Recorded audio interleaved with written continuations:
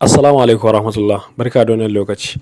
A wannan bidiyon Allah yadda za mu yi withdrawal na abin da muka samu kuma sannan zan gaya mana my personal review game da wannan application din. In Allah yadda zan yi withdrawal kamar yadda ne mana alkawari. Kamar da kake gani gashi balance ina ya kai dala 250 da 61, sannan kuma ga abin dama da nake so in kai, dama nan ne nake so in kai dala 70. To kuma gashi na kai, in Allah da zan mana wannan withdrawal din sannan da ɗan ƙarin bayani kamar yadda na ce dai da personal review da zan ƙara yi mana, domin wasu sun ga wani abin na kawo na ce misali kamar in kai za ka samu kaza, wani yana zama kamar a ce zan iya cewa kamar is not educational purpose, wani ba za a ce garanti ba ne dole, wani kuma za ga abin da suke bayarwa kaɗan ne. Shi yasa za ga wani lokacin na ce kamar a ce is not educational purpose, ko kuma ba abu ne wanda za ka saka buri a kan shi kai ta yi ba. Saboda haka a wannan bidiyon zan yi withdrawal ɗin abin da na samu. Saboda haka bari in yi withdrawal ɗin ɗan abin da na ƙara sai in kwashe shi gaba ɗaya. Za mu yi amfani da spender wallet ne kamar yadda kake gani ga ta nan, da ita za mu yi. Kamar yadda kake gani bari mu yi ragowar abin da muka rage na yanzu kenan. Na ɗan yi wannan review ɗin to sai mu ƙarasa. Kakka duka zaɓa abu ɗaya, saboda na san wani zai iya ce min sabon wanda ya rijista zai ce min yaya ake amfani da shi. To wannan shi ne dai yadda ake yi. Mun taɓa ne da sauri suna kai mu a cikin kamar a ce talla. In ka kalli bidiyon gaba ɗaya shine za ga yadda za mu yi withdrawal ɗin. In mun samu wata matsala ma a ciki duka za mu gyara ta. Wannan ina yi ne sakamakon sabo wanda zai yi rijista. Yawwa wannan kamar hoto ne suka ba mu suka ce yaya muke gani. To ni a gani yana yayi kawai zan ce, saboda ana rating ɗin logo ne na wasu kamfanonuwa, wasu dai ga sunan haka na makarantu na sauran gurin ayyuka. Saboda haka ɗan jira kaɗan, yanzu zan yi wannan withdrawal ɗin. A wannan bidiyon zan yi withdrawal ɗin baki ɗaya. Bida haka sai ka biyo ni ka gani. Bida na ga bidiyoyi da yawa na wasu da suka cire, sakamakon na yi busy da yawa, shi yasa dalilin da yasa ba na samun lokacin hawa website ɗin na yi. Kuma duba da yanayin abin da suke bayarwa ma ba shi da yawa sosai za mu ce. Ne dalilin da yasa nake ganin to naman ma zai fita, amma sai mu jira. Yanzu nan na kusan gama review ɗin, ko in ce na ma gama, bari mu gani. To gashi na gama. Yawwa abin da suka ce sai in dawo bayan awa 2 da minti 50 sai in ƙara tax na level 1. To na gama, ba wani level da zan ƙara shiga, kai tsaye za mu je inda ake withdrawal. Nan saman nan ɗin inda 3 dot ɗin na sama nan za ka taɓa. Ka taɓa 3 dot ɗin na sama sai ka zo nan ƙasa inda aka ce withdrawal. Ka ce inda aka zo. Yawwa withdrawal ga su nan kala-kala. Abin da za mu yi, za mu taɓa wannan ɗin nan USDT kamar haka.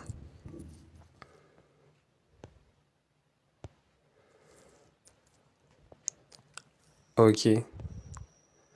Abin da suka ce sorry, the minimum withdrawal amount is $80. To nan ɗin nan ƙasan nan, what this means, ma'ana me hakan yake nufi.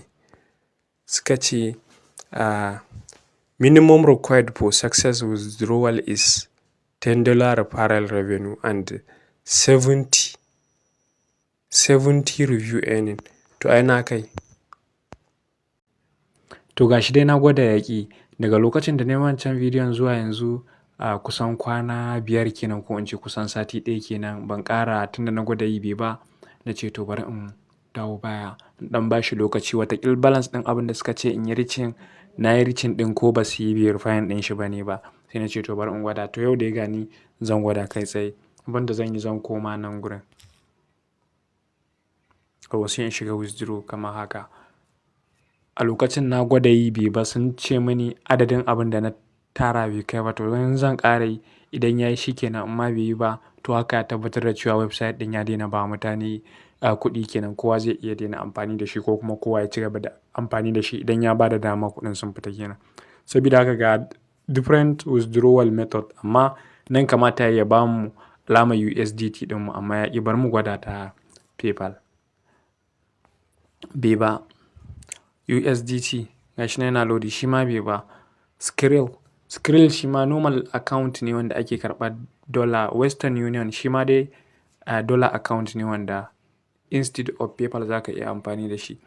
To a gani abin da suka ce dole sai na kai $8 wanda a yanzu $80 wanda a yanzu ina da $260.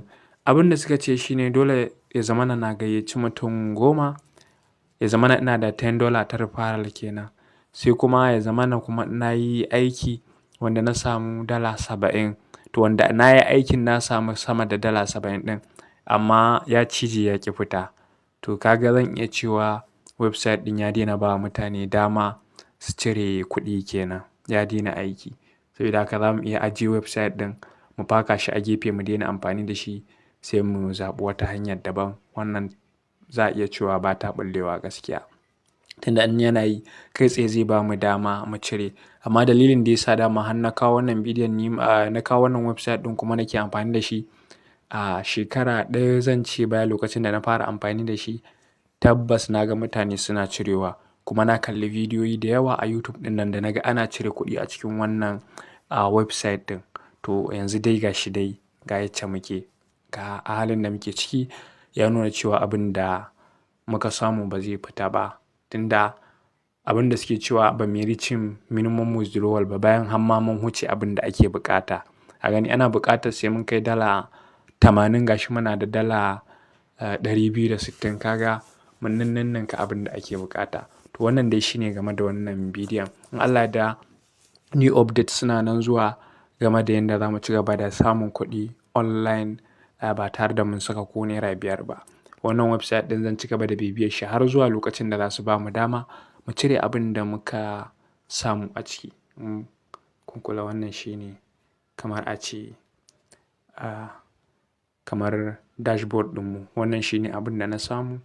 Za mu jira shi zuwa wani lokaci. Zan ci gaba da gwada withdrawal. Idan ya yi withdrawal to zan ɗora mana dai kamar dai yadda aka saba. Wannan shine, na gode sai anjima. In kana da tambaya za ka iya min ita a comment section.